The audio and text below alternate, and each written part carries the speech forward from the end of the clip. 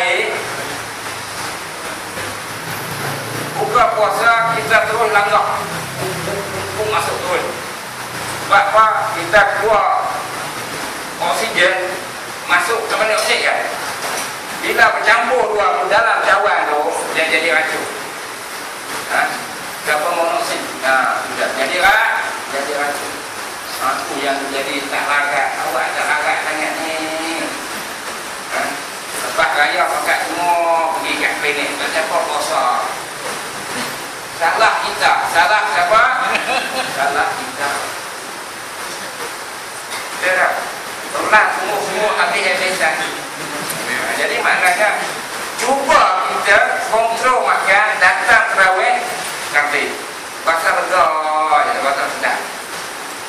Tapi kalau minum banyak, makan banyak, kayaknya tak yang sihat je datang sini. Yang sihat saja sama-sama berterawih. Ada banyak lagi tak sihat tu kat rumah. Bukan tak sihat kerana rumput, tak sihat kerana makan banyak. Sebab itulah Nabi kata akhir kali kita kena memperkematkan ikatan kain kita, dan juga kena rajin kejutkan keluarga kita. Kerana apa? Dan nak sama-sama masuk dalam surga Allah Subhanahu wa taala. Wa uliqat abwabun nar, ditutup segala pintu-pintu neraka. Neraka ni Allah Subhanahu wa taala jadi dia sempit, tak luas. Surga luas. Sebab apa surga luas? Kerana apa? Allah nak bagi hamba dia banyak masuk dalam surga. Neraka ni Allah jadi sempit. Tapi tempat hak neraka tu lah yang menjadi orang masuk banyak. Tempat sempit orang masuk banyak. Tempat luas, tengok ni surau ni luas lagi ni. Mana ada? Tempat sempit, tengok pelak malam sampai duduk ninja. Lalu jolok ninja, ketat betul. Tempat yang sempit, tempat tu lah ramai. Tempat yang luas untuk surga 08. Cuba tengok masjid wilayah. Si lagi masjid wilayah, bayar. Jarang lagi. Saya banyak daerah dalam bulan puasa ni. Di masjid ni. Kerana apa? Kerana nak hiburkan hati. Hiburkan hati dalam sembahyang. Kita berpenuh. Manusia ni dia macam tu. Dia jenis macam tu. Kalau sempat dia jadi boring. Jadi mana? Tuan-tuan pun dah boring kan ni? Nampak sempat dia boring kan? Tapi nak cerita bagi bahawa kita ni ada 4 perkara yang mana Allah akan bagi keberkatan kepada yang pertama sekali. Allah bagi berkat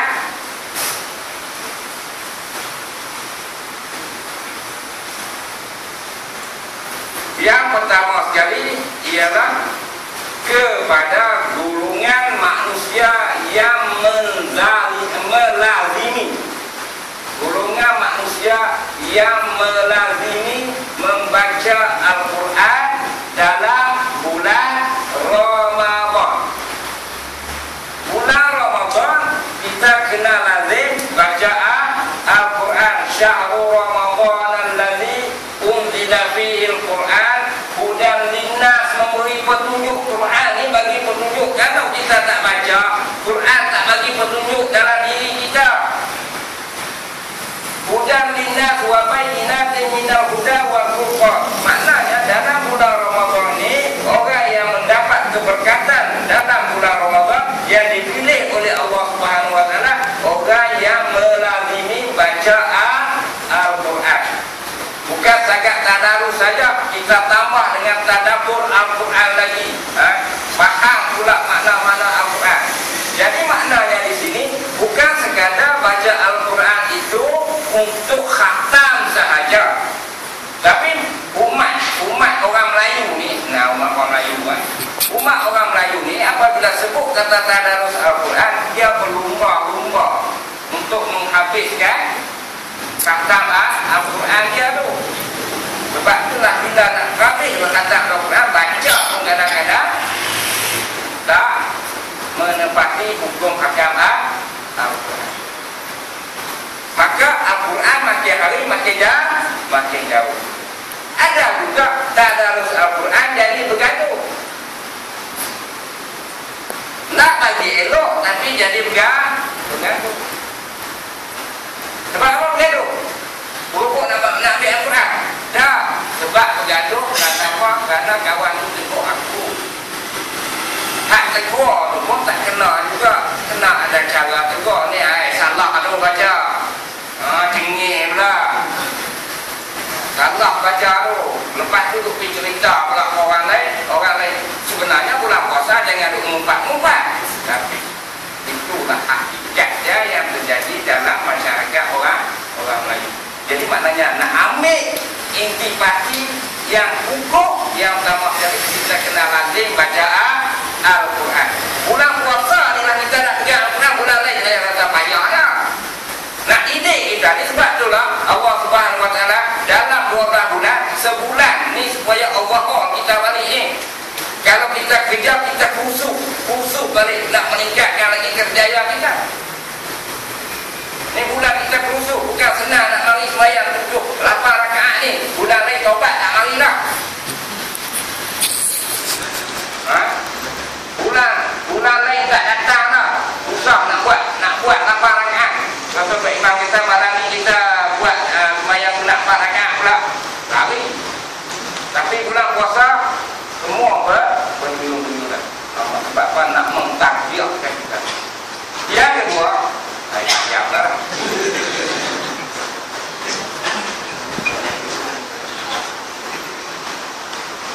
Kalau saya ulangi panjang lagi kan?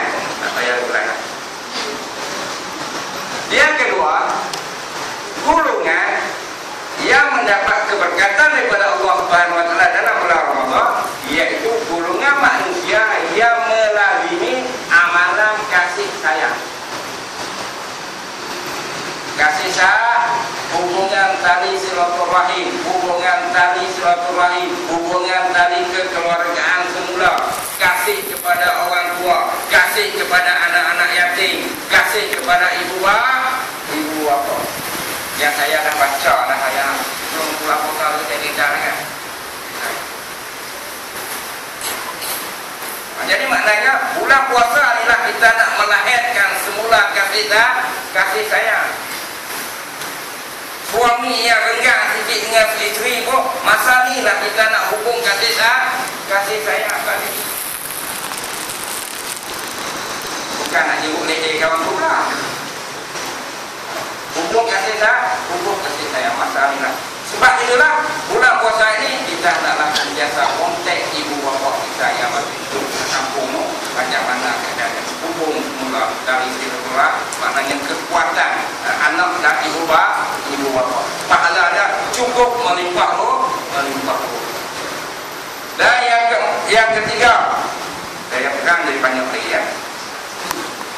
Golongan manusia yang sentiasa bertaubat kepada Allah Subhanahu Wa Taala. Sebab itulah kita ni sentiasa dalam bulan puasa ni kita banyak. Yang pertama sekali kita bulan puasa ni iaitu kita dapat rahmat daripada Allah Subhanahu Wa Taala. Rahmat ni maknanya kita minta doa, kita bertaubat kepada Allah Subhanahu Wa Taala. Kenapa? Kita nak masuk surga adalah kerana rahmat daripada Allah Subhanahu Wa Taala. Sebab itulah kita banyak bulan puasa ni kita banyak bertobat di atas segala dosa-dosa kita yang lalu. Dosa-dosa kita ni cukup banyak. Jadi maknanya sekiranya kita berpuasa man qama Ramadan imanan wa hisaban ghufira lahu ma taqaddama.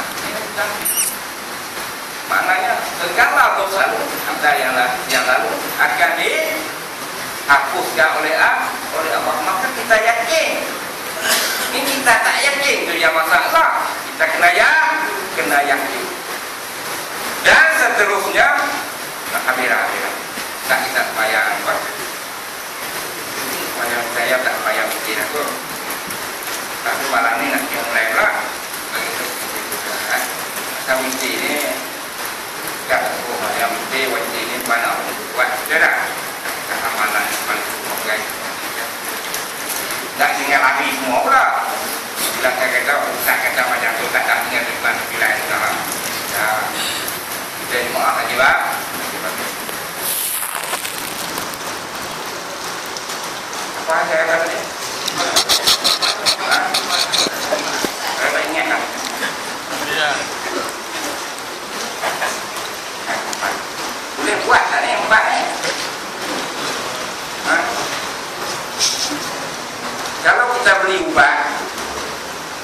kita beli ubat sampai 20 dia punya apa, dia bila makan ubat ni jadi lega, betul tak? 20 dia banyak orang khasiat dia, khasiat ubat tu sampai 20. Oh, banyak. Yang ni 4 je khasiat dia. Tak banyak mana 4 je. Rajin baca Quran. Hubungan tadi silaturahim. Yang ketiga, banyak bertaubat. Untuk baca doa lah. Amin, amin, amin, amin, amin. Baca doa lah. Dan yang keempat, banyak melalui membaca doa pada Allah Subhanahu. Dan itulah kalau kita tengok hadis Rasulullah SAW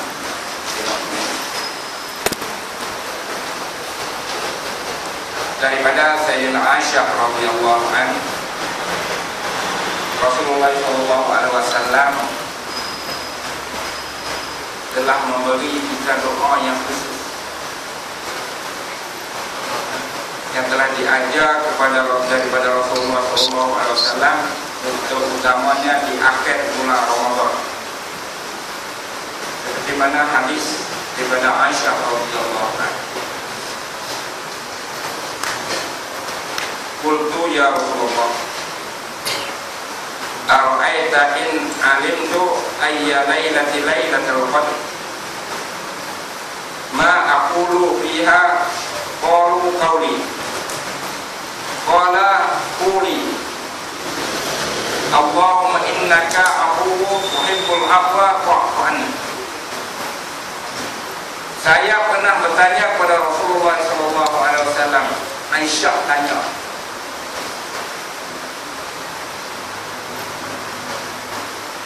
dia tanya apa? Apakah amalan doa yang senang kalau ubat mujarab,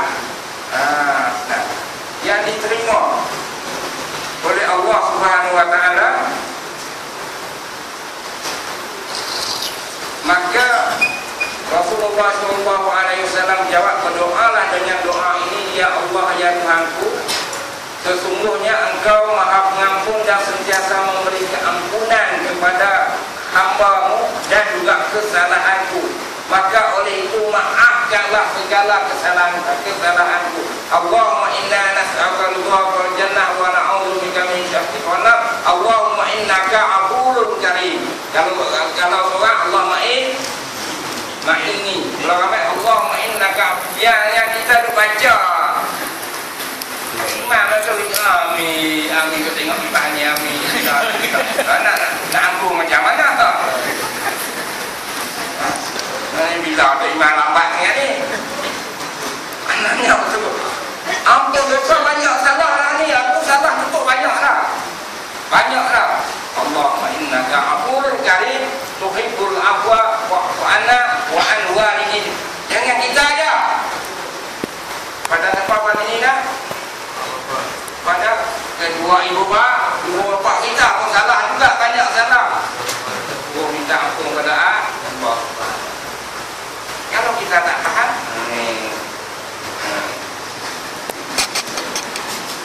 kadang-kadang kali buat ada tak ada kesuruh. Sebab apa kita nak tahu makna dia. Faham tak? Jadilah tu no. Jadilah. Jadi maknanya kalau kita dengar ceramah, kita kena mengaji apa-apa, kita dengar dan juga kita praktik. Jangan kuih jadi dosen pula. Dengan ceramah sama Ustaz Al-Fah lah ini semua balik pakai macam tu, jangan lupa lebih pada Ustaz Al-Fah pula. Kita praktik sampai lah pada peringkat kita rasa kuat dan apa kita rasa sedap. Kita tak apa nak kisah dah.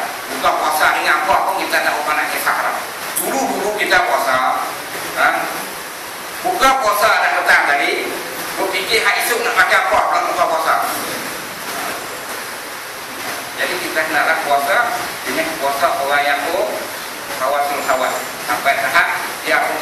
masjid dah nak makan apa buka puasa. Allah bagi rezeki jamaah, zakat mana yang ada jamaah, jamaah. Tak payah nak cari gerak kabut ikan bakar kan? Ikan empang. Kalau tak dapat marah pula. Pasal apa? Tak bakar banyak sangat kat tuan tu, pergi boleh marah pula. Masalah. Ya. Rasa cakap inilah tazkirah. Tazkirah pada panjang tu. Tazkirah Ramadan. Pada malam ni iaitu malam yang ke-22. Malam yang terakhir ni sebenarnya bukan pelan-pelan ramai, pelan-pelan longgar. Malam awal dulu rela nak jaga kursi tu. Tak panggil rela. Pagi. Betul tak? Surah ni panjang surah. Jaga rela. Malam terakhir rela pun dah ada.